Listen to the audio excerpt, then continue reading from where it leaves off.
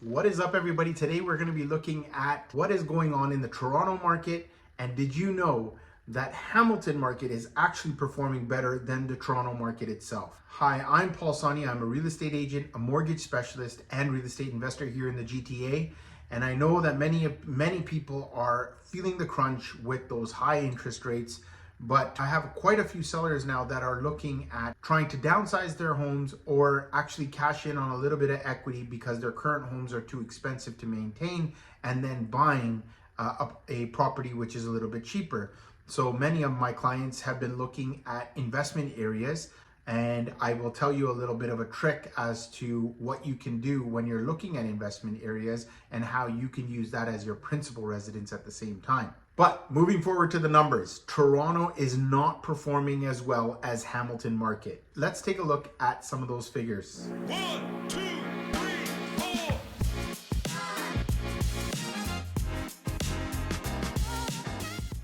Be sure to like, subscribe, and hit that notification bell if you find that any of this content is of use to you. Please share the video with somebody also that may use this information to their benefit. My goal actually is simply to arm people with data. By using this data, you're able to decide whether you want to buy, sell, stay put.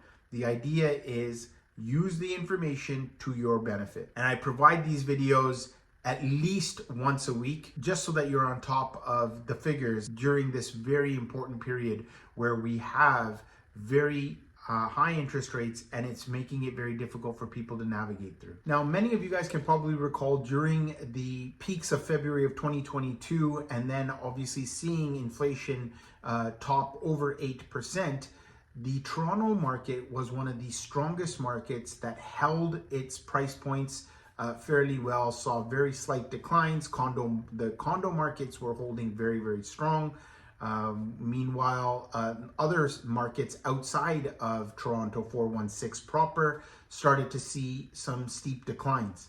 Now we're actually seeing the recovery of the properties surrounding the 416, and now you're seeing the declines in the 416 area code. Let's just take a look at the numbers again to see whether or not Toronto is actually being outperformed by Hamilton. So here you will see that Toronto for all communities, so this is just proper Toronto within the core. The price point is now $865,000, but what you'll see here is that the decline from July going into part of August, you're seeing declines of almost 6.1%. For Hamilton, when we look at what's happened in the month of July, we were at 663,000. We are still seeing a slight decline in August, but that's only a 2.6% decline.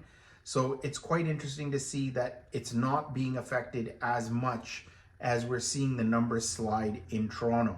Now, if we look at the market in May, we were at 700,000. So from May, we have seen a decline of approximately 8.3% in Hamilton. And in Toronto, you're seeing the price point in May, which was at 972,000, is now trending down at 815,000. We've got about 10 more days to go, so we'll see exactly what happens.